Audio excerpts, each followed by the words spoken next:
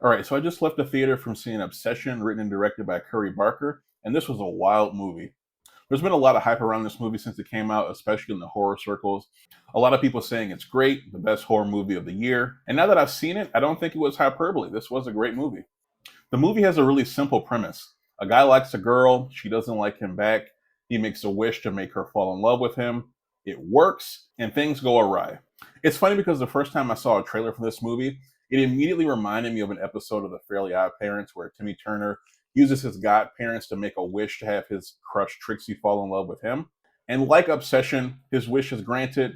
Things also go awry, but in a much more kid friendly way. And then he immediately kind of comes to regret his wish. Now, like I said, this movie has a pretty simple premise. So I think it really all comes down to execution. And I think for this kind of movie, the execution was perfect. As a fan of horror, this is my favorite kind of horror movie. So some horror movies are very over the top, very gory and bloody, and the scares are kind of like right in your face. And there's definitely a time and place for that. But I really like the horror movies like Obsession that are a little bit more subtle. They really take their time to build the atmosphere and suspense. They introduce characters, they give you background, they make you kind of care about these characters. And this movie does all that very well.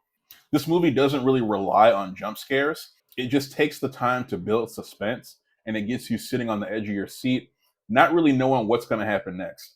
There are some very, very creepy scenes in this movie. To me, the creepiest stuff in a horror movie are the things that we don't see on screen. For example, in this movie, there's a lot of scenes where you think you might see something in the corner of your eye. You maybe see someone walking by in the background, or it happens so fast you're not even sure you saw what you think you saw.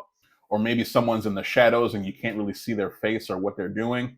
This movie does a lot of that, and it just gives you this really eerie feeling. And to me, that's where the real horror comes in. The scale of this movie is pretty small.